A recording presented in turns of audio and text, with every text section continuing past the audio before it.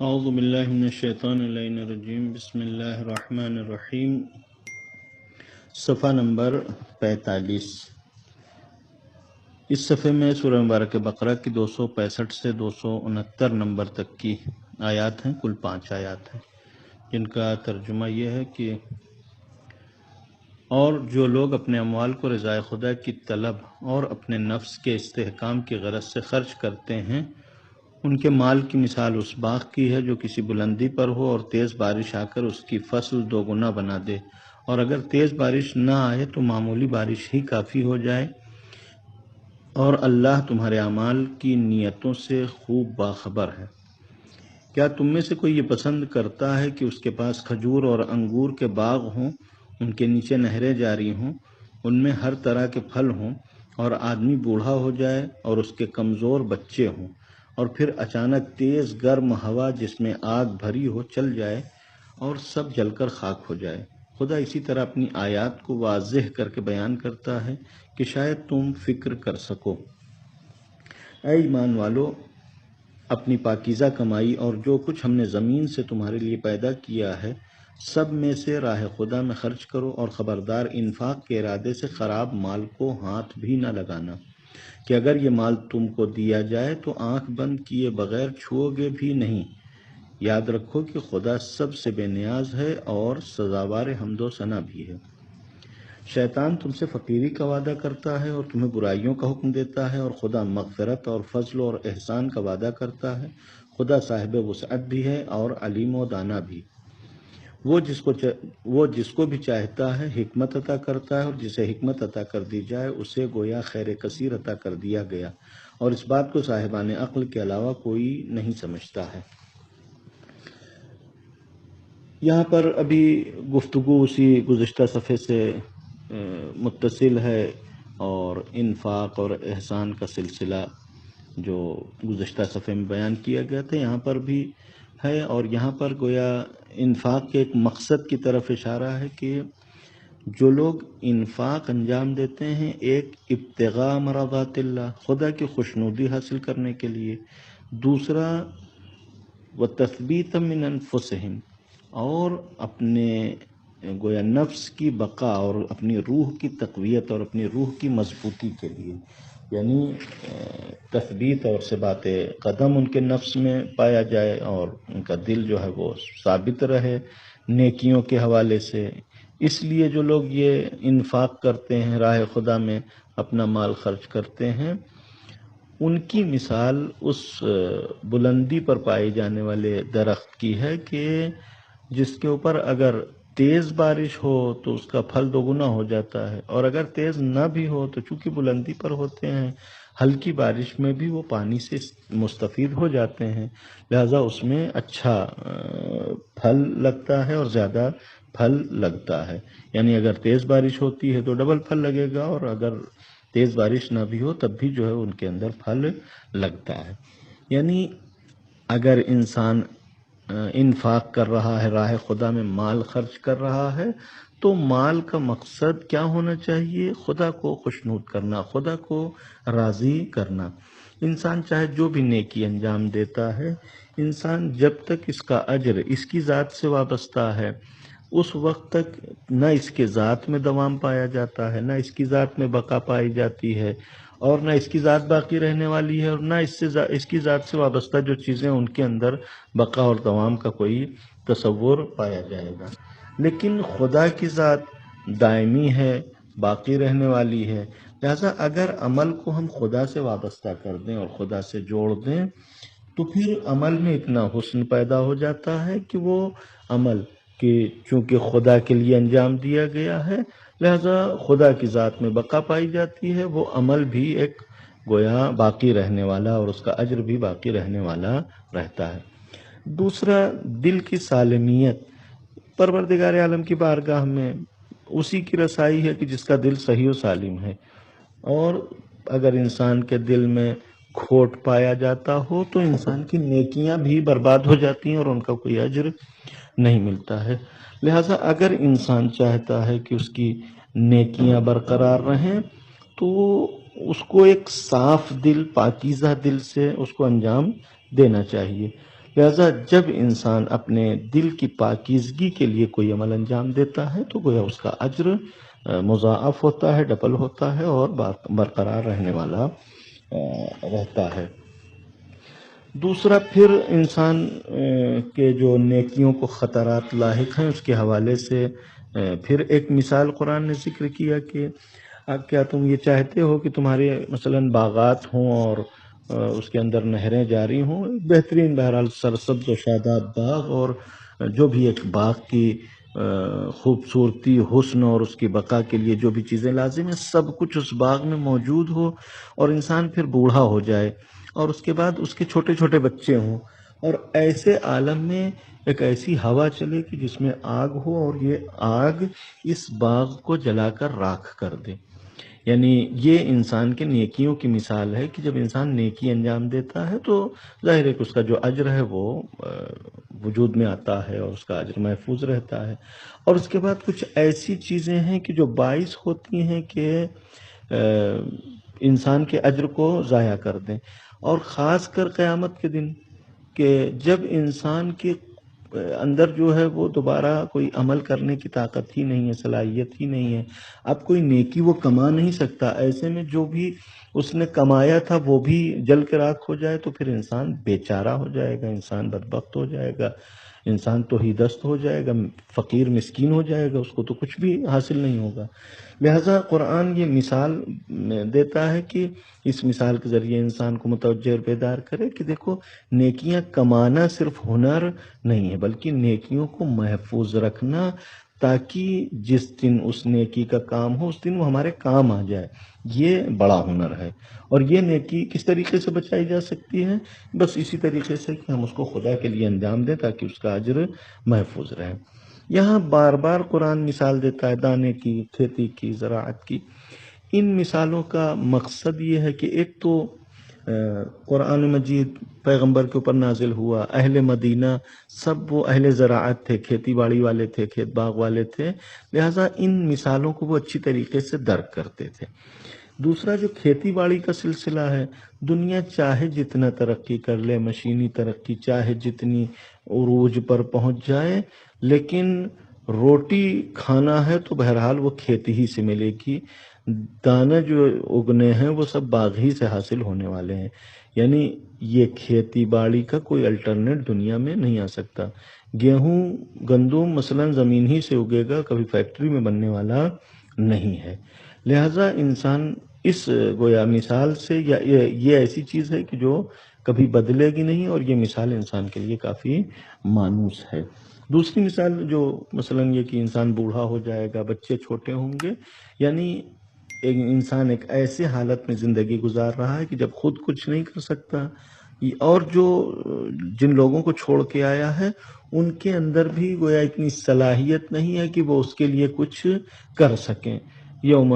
لا ينفع مال ولا بنون، قیامت کے دن وہ ہے جس دن مال اور اولاد کوئی بھی نہیں کام آنے والا ہے۔ یعنی کھیت اور باغ کے حوالے سے جو مثال دی کہ بچے اگر چھوٹے ہوں گے تو وہ کھیت باغ کی دیکھ بھال نہیں کر پائیں گے، لہذا اگر یہ حادثہ پیش آ گیا تو بہرحال انسان کا ایک ایسا نقصان ہوگا کہ جو قابل تحمل نہیں ہے۔ لہذا انسان اگر اپنی نیکیوں کو قیامت تک محفوظ رکھتا ہے تو انسان کی نیکیاں اس کے کام آئیں گی، اور اگر محفوظ نہیں رکھ سکا تو پھر انسان کی نیکیاں ضائع ہو جائیں گی۔ اس کے بعد پھر ایک مثال یہ کہ جب انسان راہ خدا میں خرچ کرنا چاہتا ہے تو اگر انسان کا دل پاک ہے تو ظاہر ہے کہ ایک بہترین انسان جو بھی چیزیں خرچ کرے گا وہ بہترین مال کا انتخاب کرے گا، بہترین چیز کا انتخاب کرے گا۔ مثلا جناب قابیل کو حکم ہوا کہ اپنے گویا جو بھی نعمتیں ہیں ان میں سے بارگاہ الہی میں قربانی پیش کرو، تو جناب حابیل نے مثلا ایک بہت ہی چاق چلہ چاق چوبند گوسفند بارگاہ الہی میں پیش کیا۔ یا مثلا قربانی کی جانور کے لیے یہ حکم ہے کہ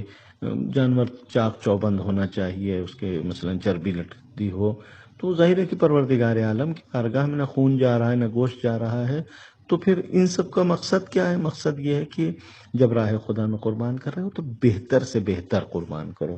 یعنی خدا کی بارگاہ میں ردی کھدی چیزیں جو ہے وہ نہ پیش کرو۔ لہذا قرآن کہتا ہے کہ وَأَنفِقُوا مِن طَيِّبَاتِ مَا كَسَبْتُمْ، جو پاکیزہ چیزیں ان کو خرچ کرو۔ بعض مفسرین نے ذکر کیا ہے کہ یہاں پر مراد یہ ہے کہ بعض لوگ ایسے تھے کہ جن کے پاس عالم زمانے جاہلیت میں جو وہ ربا اور سود کھاتے تھے، سود سے کمائی ہوتی تھی، وہ ربا کے پیسے پڑے ہوئے تھے اور وہ اس میں سے انفاق کرنا چاہتے تھے۔ لہذا قرآن نے آ کے منع کیا کہ نہیں، اس میں سے انفاق نہ کرو، بلکہ جو طیب مال ہے، جو پاکیزہ ہے، اس میں سے انفاق کرو، یا جو ہم نے تمہارے لیے زمین سے جو محصولات دیے ہیں، جو زمین سے چیزیں اگی ہیں، ان میں سے خرچ کرو۔ لیکن بعض مفسرین نے جواب دیا کہ نہیں، 275 نمبر کی جو آیت ہے سورہ بقرہ کی، اس میں اس بات کا اعلان کیا گیا کہ اگر کسی نے زمانے جاہلیت میں مثلا ربا لیا ہے تو وہ پھر قرآن نے اس کو باطل نہیں قرار دیا، یعنی جب اسلام نے حرام قرار دیا تو جو پہلے کے مال تھے ان کو گویا ثابت رکھا یا جائز رکھا، تو اس لیے ملکیت رہے گی، لیکن پھر بھی وہ مال اور جو مال انسان حلال طریقے سے اور پاکیزہ طریقے سے کمائے، اس میں ایک فرق تو رہ ہی جاتا ہے، لہذا قرآن نے یہاں کر منع کیا۔ دوسری چیز وَلَا تَيَمُّمُ الْخَبِيثَ مِنْهُ، کہ اگر جو ہے وہ راہ خدا میں انفاق کرنا چاہے تو یہ انسان، بعض لوگوں کے دلوں میں ایسا کھوٹ پایا جاتا ہے کہ مثلا خاص کر ہمارے زمانے میں جب نوٹ ہے، نوٹ چاہے 10 روپے کی سڑی گلی نوٹ ہو یا مطلب بالکل کڑی نوٹ ہو، اس کی ویلیو 10 ہی روپے ہوتی ہے، لیکن انسان کی ایک عجیب مینٹلٹی ہوتی ہے کہ اگر مثلا بہت ہی صاف شفاف کڑی سی نوٹ ہو، انسان مثلا اس کو فقیر کو دینے میں آتی ہے، اس کو تکلیف ہوتی ہے، لیکن سڑی گلی نوٹ انسان آسانی سے دے دیتا ہے، جبکہ دونوں کو ویلیو وہی 10 روپے ہوتی ہے۔ یہ انسان کے نیت کا کھوٹ ہے، انسان کو یہ کام نہیں کرنا چاہیے۔ بعض لوگ ایسے کرتے تھے کہ مثلا جو خراب خرمے تھے وہ ان کے ساتھ اچھا خرمہ ملا کے وہ صدقہ دیتے تھے، قرآن نے منع کیا کہ نہیں، یہ جو ملاوٹ والا کام ہے یہ کام نہیں کرو۔ تیسری چیز راہ انفاق کے حوالے سے اور جو آیت میں بیان کی گئی ہے وہ یہ کہ انفاق کی راہ میں سب سے بڑی رکاوٹ شیطانی تلقین ہے۔ شیطان آ کے کہتا ہے کہ بھائی پیسے بڑی مشکل سے حاصل ہوتے ہیں اور انسان جو ہے وہ خرچ کر دو گے تو پھر نہیں ملے گا۔ ٹھیک ہے، مشکل سے حاصل ہوتے ہیں، لیکن چاہے مشکل سے حاصل ہوں یا چاہے آسانی سے حاصل ہوں، لیکن دینے والا خدا ہی ہے، اور خدا یہ وعدہ کرتا ہے کہ بھائی ایک تم خرچ کرو گے تو ہم دیں گے، ہم 10 کے برابر دیں گے، قرض دو گے ہم 18 کے برابر دیں گے۔ شیطان کہتا ہے نہیں، ہاتھ سے چلا گیا مال تو آئے گا نہیں۔ لہذا شیطان فقر سے ڈرا کر انسان کو انفاق سے روکنے کی کوشش کرتا ہے۔ وَيَأْمُرُكُمْ بِالْفَحْشَاءِ، اور شیطان اس کے مقابلے میں تمہیں فحشاء کا حکم دیتا ہے کہ یہاں فقر اور فحشاء، بعض لوگوں نے فحشاء سے مراد بخل اور کنجوسی لیا ہے، بعض لوگوں نے فحشاء سے مراد وہی گناہ جو عام طور سے یعنی حتی جنسی گناہ کو شامل ہوتے ہیں، اس طریقے کے گناہ کہ دونوں صورتوں میں بہرحال انسان اگر انفاق نہیں کرے گا تو کنجوسی کا شکار ہوگا، یہ بھی ایک برائی ہے۔ اور اگر دوسرے معنی مراد لیے جائیں کہ فحشاء سے مراد وہ بے عفتی اور جنسی مسائل ہیں، تو اس میں بھی ایک کافی کنیکشن پایا جاتا ہے کہ دنیا میں بہت سارے لوگ فقر کی وجہ سے، اپنی تنگ دستی کی وجہ سے فحشاء میں مبتلا ہو جاتے ہیں۔ لہذا اگر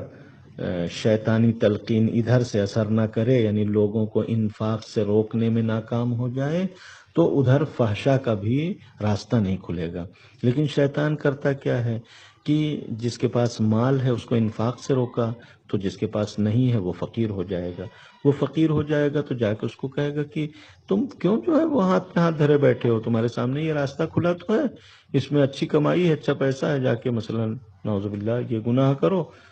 اور جو انسان فقیر ہے، جو تنگ دست ہے،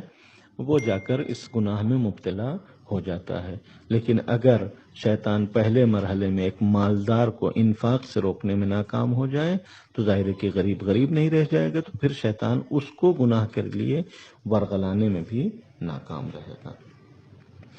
پھر آخری آیت یہ ہے کہ پروردگار عالم جس کو چاہتا ہے حکمت عطا کرتا ہے۔ حکمت سے مراد عام طور سے علم لیا جاتا ہے، لیکن حکمت کے معنی بہت وسیع ہیں کہ حتی نبوت کو بھی شامل ہے۔